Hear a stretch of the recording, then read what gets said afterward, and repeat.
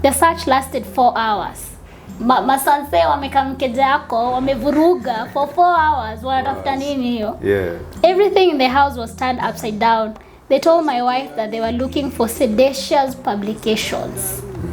Hizi pingu zimenifunga zikanshinda kusonga. Hi guys, welcome to Liberating Minds. Mko na Moas hapa natoka Ukombozi Library. Hi everybody, Wanjira hapa kutoka Mathare. This is a Liberating Minds platform. Very happy that we are doing our first shoot today. A platform ni about kutupeleka na rada kama mayouth, sana sana kutufunza historia yetu. And we'll be doing that through kuchambua mabooks za historia zenye hatuja interact nazo intentionally, like system haijatupea chance ya kujua historia yetu intentionally. So leo tunabonga kuhusu ebook, a prison notebook.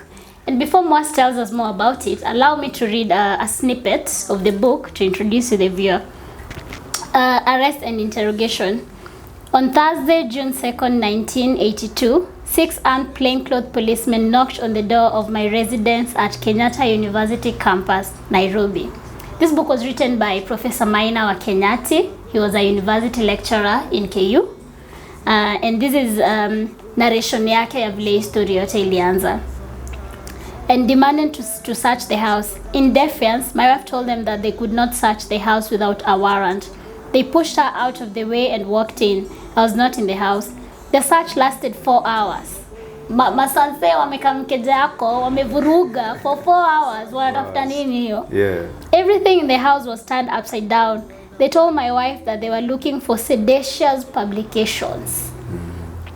They found none. Instead, they confiscated a personal typewriter, 29 files of my research work on the Mau Mau movement, 23 books, including works of Marx, Engels, Lenin, Castro, Che Guevara, Ngugi wa Thiong'o, and my own book, Thunder from the Mountains. When they were leaving, they told my wife that I was wanted by the police and should report to the headquarters of the Criminal Investigation Department. When I reported the following morning, I was arrested, thrown into a police van and taken to the Special Branch Police. As I entered the Special Branch Police, I found 6 policemen busily going through my research files and books. A 7th was examining my typewriter. I could see the hate and rage in their faces. Have you read all these books, Professor Maina? Mr. Rono, the officer in charge of the Special Branch, asked. Yes, and many more. I have more than 3,000 books in my home library. But is it a crime by the law of this land to read these books? These books are not banned in Kenya. I will leave it at that just to give you tamaa ya kutaka kusoma hii book. Hii book ni tamu. Moas, tell us more about this book. How did you come to read a prison notebook? How did you come to know about it? And what do you have to say even about the excerpt I've just read? Yeah, manze hiyo excerpt ni powerful na I believe ni chapter 1. Yeah, chapter 1. Chapter 1 hiyo book. Yeah. Na ni inaongelea vitu mob. I believe ni 82 just before Professor Maina Kinyatti akuwe arrested and afungwe. So hiyo ni time. So the same year there was a coup. The same year. So anaguzilia vitu kadhaa hapo hivyo zenye zilichukuliwa. Ile research alikuwa anafanya ya Mau Mau. Kuna at least 23 books on Marx, Lenin, Castro zenye zimechukuliwa. Ni muhimu kwa hizo nini in mind vitu ana mention because at the time kuna time hizo 80s hiyo literature ilikuwa seditious. Ilikuwa damn seditious. Ilikuwa ni noma sana ungeshikwa nayo. But it's absolutely insane that your government can tell you where's soma your book. Ama where's andika your book. Yeah, but you can see the personalities also wa hizo book. Mau Mau walikuwa ni kina nani? It was a liberation movement, a revolutionary movement. Marx, Lenin, walikuwa ni kinani? Walikuwa ni revolutionary. Ina tell something na the way education yetu direction ilikuwa inapelekwa. But sitaenda sana hapo hivyo. Let me just niseme mimi nilikutana aje na hii book. Na kutana na hii book kwangu ilikuwa shock sana. Juu nimesoma hii book nikiwa mtu mzima. Na historia nilikutana na hii book, nilikutana nayo ndani ya hii book. It's something I should have known or interacted with either in my primary school years ama high school. I came across it nikiwa second year hapa Nairobi University, and nilikuwa nimedevelop habit ya nikisoma for 1 or 2 hours I take a break na zunguka tu hapo kwa library nikitafuta poems, and kwa hali yangu ya kutafuta poems nikakama across a prison notebook. So I thought ilikuwa ni poems, but then big up your end for having a prison notebook in your library. Very progressive. Yeah. So I started reading the book, and manze information ilikama across, ilibidi borrow hiyo kitabu immediately. So I read this book for 3 days straight. Hiyo ndio ile kitabu tulikuwa nasoma, ili ni bamba sana. It's a nice book. It has that effect on you. Yes, very juicy. Alafu of course unaanza kulearn vitu mob sana kuhusu Kenya history. Venye iko distorted.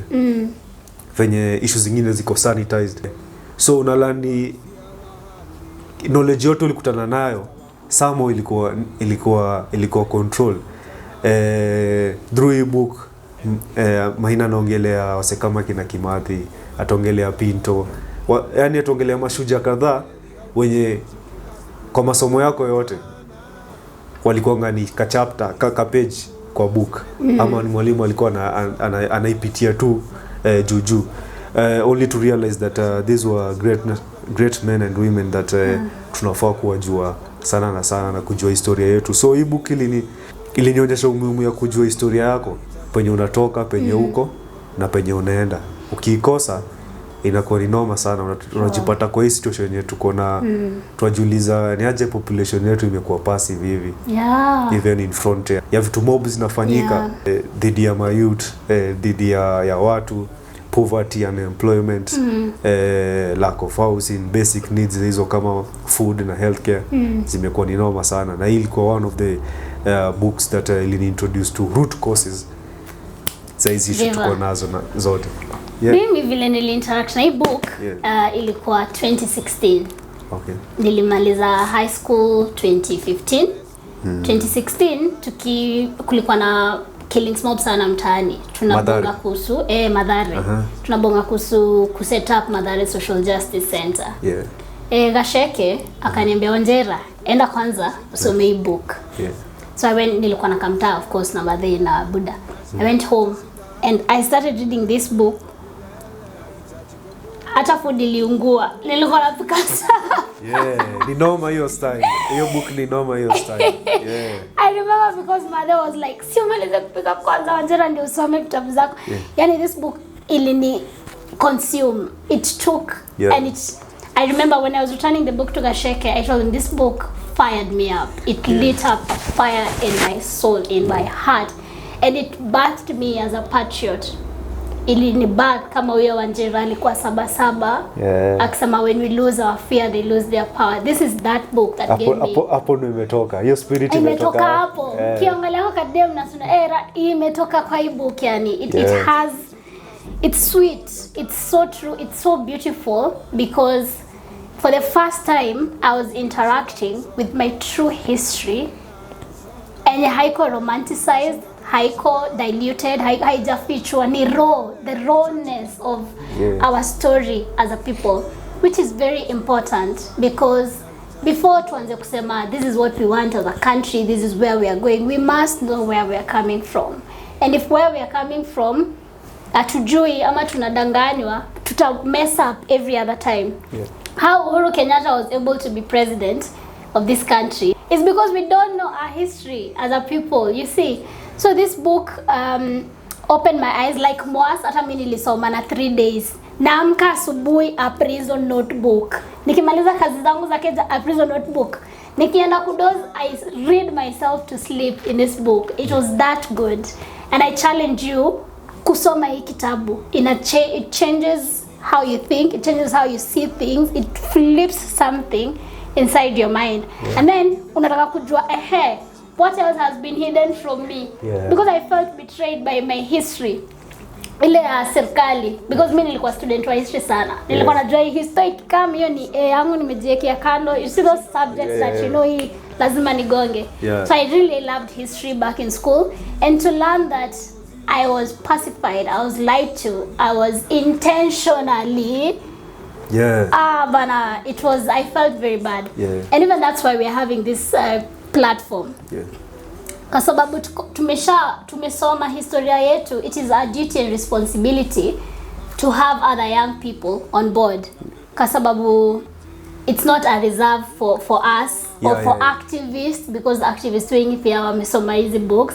Alafu pia kubridge your gap between Kenyans and activists. Juu inakanga ma issues tu ni za ma activists. Hata issue ki happen unatafuta activists kwa community yenu. We need to be able to fight for ourselves. Also kuna version nyingine ya history. Yenye haijapotea. Through education system una interact na knowledge iko line moja hivi. And sasa zingine unaweza fikiria hakuna watu wengine wame highlight. Hiyo ndio ilikuwa effect ya miku mara yangu ya kwanza kusoma hii book, because I was shocked that kumbe there are people who write differently. And why do they do that? They are not pro system. Why do they do that? So a lot of literature kwenye hii platform itakuwa introduce a lot of books tutakuwa tukiongelea ni ziko on the same line zenye tuna feel wasio wanafaa kuwa na hizi mabooks, wanafaa kuwa interact na hizi vitabu ama kitu yote progressive. Wase wengi wanafaa kuwa wanajua na wajui. So hii book ilinifunza peace, love and unity. Philosophy ya Nyayo was a blatant lie, a bad one, a terrible one, and mislead the population and the people. Na pia ilinifunza one major thing. I think my major takeaway lesson from this was we do not have class solidarity as poor people. Kwa sababu the ones helping the dictator are sons and daughters of peasants, poor people like us. And that there's nothing as important as a people's history. It is so powerful. Hadi Maina na Bambo 6 years. It is so powerful because iko na potential ya ku change everything. Maina is a very patriotic Kenyan, like many others before him, who have chosen to die for their beliefs and for this country. For me as a young Kenyan to learn, like there are people who took this country that serious. Guy, when I read the poem of General Cargo being burnt alive, you say a brave fighter, brave Mau fighter. We have General a beautiful Cargo. history. We have a beautiful history as a country and as a people, and that history haijamaliza kuandikwa. Because the book imenifunza, we got half cooked independence. We got flag independence. Because tuki-examine society yetu leo, hatuwezi sema we have independence. Kwani freedom ni flag? If we have populations saying lower food prices, hiyo ndo hashtag ina trend Twitter sahi. If we have wase wanawika poverty, yani umaskini everywhere. And it was astonishing for me to read that the things that were happening then are still happening now. Your time, people were still protesting against police brutality, and today, social justice movement is organizing against police brutality in our communities. This tells us one thing, that the more we continue being passive, the more things are going to remain the same year after year. Nikipeana for example na mtaa yangu Mathare, imekuwa around for 100 years mwasi. For 100 years. Ini before hata to get independence. Hata niliona kwa book ilikuwa headquarters ya Mau at some point. But point ni, for 100 years we are still poor. We are still living in shanties. We are still oppressed by the police.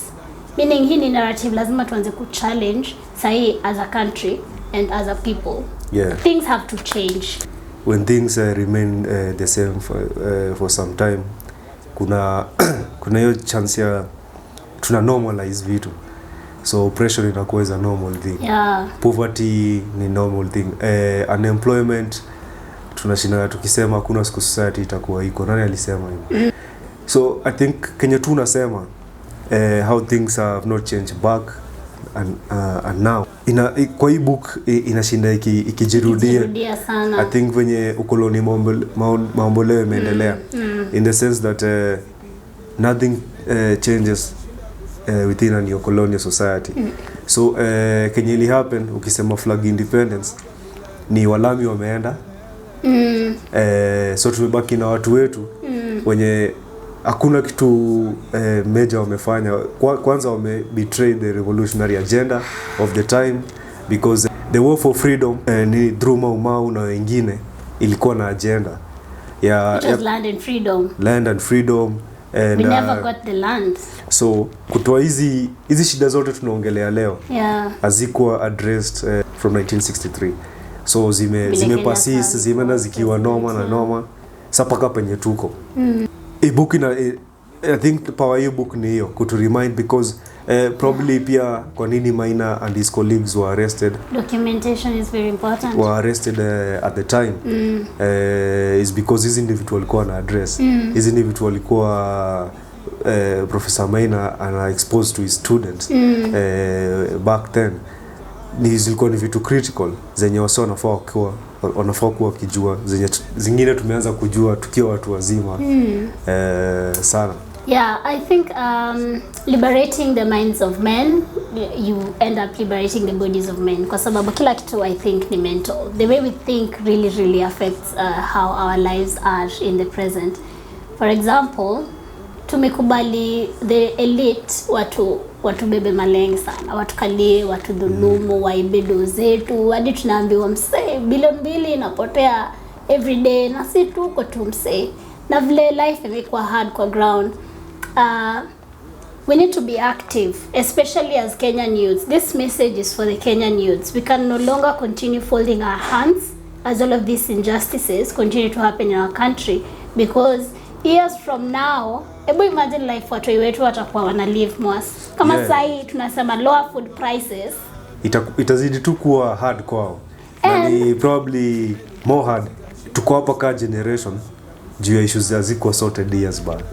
Na zime multiply zikakuwa normal because zingine zina increase, zinajibadilisha, so issues zinaenda zikiwa mob and probably years back healthcare issue haikuwa normal kama venye imekuwa sasa hivi. Education haikuwa, shule za gova zilikuwa zina work, so hazikuwa, lakini imeenda ikiwa it gets worse by the day. The more complacent we are, the more passive we are, the more oppressive the regime becomes.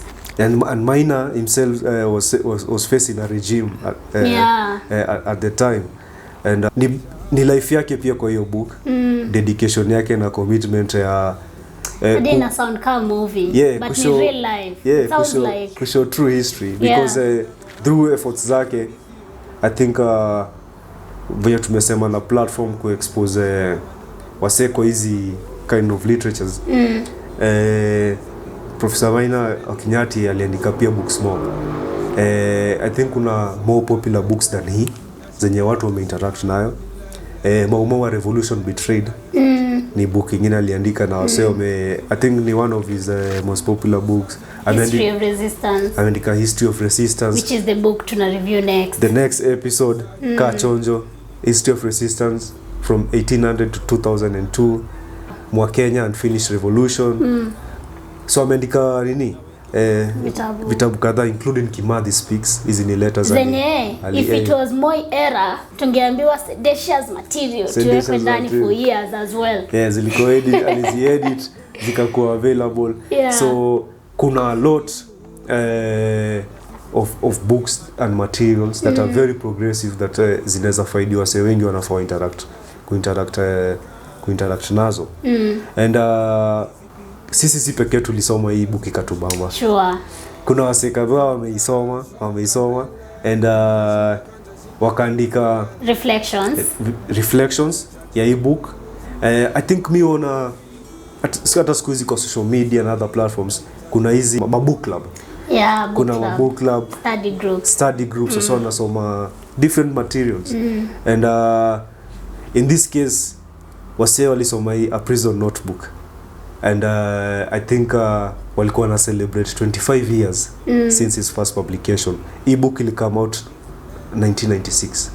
It was first published in 1996. So 25 years celebration ya e-books, kulikuwa na reflections through network inaitwa Organic Intellectuals Network.